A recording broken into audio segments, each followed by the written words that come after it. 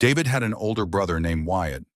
When Layla and David decided to tie the knot, Wyatt proposed the idea of having a small, intimate wedding. Just the four of them. Layla, David, Wyatt, and his wife-to-be. Layla didn't have any elaborate plans for the ceremony, so she thought it sounded perfect. But this plan never came to be because Wyatt's fiancée left him, accusing him of infidelity. Layla was stunned. She couldn't wrap her head around it. Wyatt, who always seemed so proper, turned out to be a traitor. She was furious and refused to talk to him. For David, his wife's reaction was a clear sign. If she condemned him, it meant she would never do something like that herself. It gave him confidence in their relationship, which was already solid. 5 years had passed since then, and Layla had softened. She no longer avoided her brother-in-law, nor did she bring up the past when they crossed paths. David was relieved to see two important people in his life finding common ground again. On Saturdays, Layla worked until noon. One Saturday, when she came home, she found David cleaning. "Honey, I was tidying up and found a sock behind the couch, but it doesn't have a match.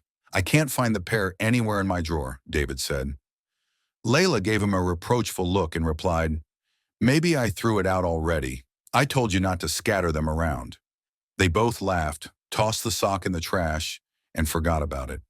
Layla was relieved that David hadn't remembered he'd never owned such socks, and promised herself to be more careful next time.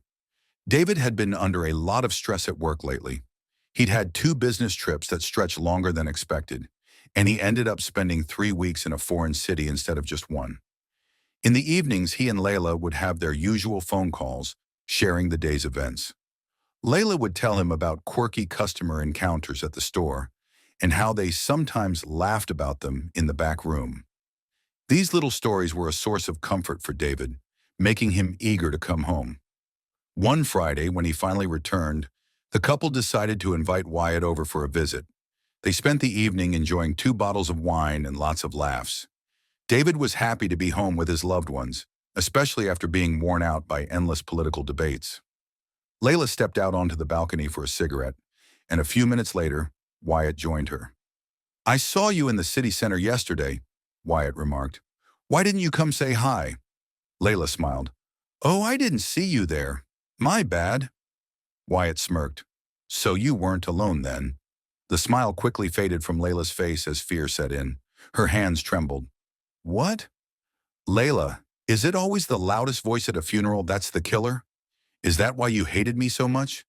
Trying to shift the blame from yourself," Wyatt said, grinning slyly. Layla started pleading with him not to reveal anything. She didn't want David to find out about the affair, fearing it could ruin their marriage. She begged Wyatt, insisting it was a one-time mistake, and promised it wouldn't happen again. Wyatt nodded, continuing to smoke and listen. Then he suddenly said he believed her and wouldn't tell anyone. But there was one catch. "I've had feelings for you for a while now. Will you sleep with me too?" he asked. Layla was taken aback, but felt cornered, seeing no other way out. With reluctance, she agreed to Wyatt's condition. From that point on, she cut off all communication with her lover. Wyatt didn't specify when David would have to pay for her mistake, leaving her in a constant state of dread. Little did she know, Wyatt had a much bigger plan in mind. For the last 2 weeks, David had been swamped at work. A critical project demanded his full attention, so he practically lived at the office. Many spouses would have been upset by the arrangement, but Layla understood he was doing it for their future. She wasn't one to stir up drama. Wednesday, her day off, came, and in the afternoon she received a call from Wyatt. He reminded her of their arrangement and mentioned he'd be coming by later to gather his courage. Feeling uneasy, Layla decided to have a couple of drinks to calm her nerves before meeting him. She found herself questioning whether she was making the right choice. Shouldn't she be the one to tell him? David would tear off the Band-Aid quickly, but it would hurt like hell. Wyatt was still nowhere to be seen, and the bottle of wine was nearly empty.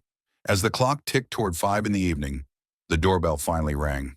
There he was, Wyatt, grinning on the other side. "Looks like you're all set," he chuckled, noticing Layla's slightly tipsy state. She shot him a glare and let him in, noting that he'd brought more wine with him. Layla didn't turn down another glass, and soon enough they were both drinking. As Wyatt made his move, Layla, now quite drunk, started to see her brother-in-law in a new light. He seemed handsome, charming, too charming. David wrapped up his work just in time. The project was almost done, and only a few employees remained at the office. Satisfied with the progress, he headed home, eager for a peaceful evening with his wife. But when he walked in, an unpleasant surprise awaited him. The apartment, dimly lit, glowed warmly. David chuckled, thinking of how he always teased Layla about her habit of leaving every light on when she was alone. But this time, his usual joke didn't come to his lips. Instead, a shocking scene hit him full force. Sitting in his favorite chair, the one he usually relaxed in after a long day, was Wyatt, and kneeling before him, naked, was Layla. "Hey, brother," Wyatt greeted with a smirk. David's anger flared instantly. His words choked in his throat as he lunged toward Wyatt, pushing him off his wife. A fierce struggle broke out between the two men. Layla tried to intervene but was shoved aside once again by David. "I saved you," Wyatt yelled, his voice filled with venom. "Saved me from what?" David shot back. "From your wife. She cheated on you, slept with another man, and then judged me for doing the same," Wyatt spat out. David sank to the floor next to the couch, his eyes locked on Layla, who sat against the wall, her arms wrapped tightly around her body. "Is it true?" he asked quietly, the weight of the question pressing on him. Layla nodded in silence, not meeting his eyes. The room fell into a heavy silence. David buried his face in his hands, overwhelmed by the weight of it all. After what seemed like an eternity, David broke the silence by turning to Wyatt. "Why didn't you just tell me about this? Why sleep with her yourself?" Wyatt's explanation made no sense to David. He claimed he wanted to show his brother the truth firsthand, certain that simply telling him would have resulted in disbelief and dismissal. David, now seething, was shoved out of the room by Wyatt, who cursed at him, threatening dire consequences if their paths crossed again. Back in the living room, David sat amidst his scattered belongings, tears blurring his vision. He made it clear to Layla that he couldn't forgive her betrayal, not just with another man, but with his own brother. He couldn't comprehend why she'd made that twisted pact with Wyatt, hoping somehow to salvage their marriage. Layla agreed to leave once she found somewhere to go, and so it was decided. But months passed, and Layla still hadn't found a new place. David started to suspect that she was dragging her feet, hoping he'd eventually forgive her. But he was resolute. Determined to move on, he found her an apartment, paid the first month's rent, and didn't regret a penny. His peace of mind was worth far more than any money spent. When Layla finally left, David exhaled a quiet sigh. He had accepted his life as a single man. Over the following years, Layla struggled to find a man worth her time. She tried relationships with several men, but they all ended in failure. She almost married one. But a month before the wedding, he ran off with a younger woman, leaving Layla with nothing but an apology sent over the internet. Layla was alone again. Her worst nightmare had become reality: betrayal.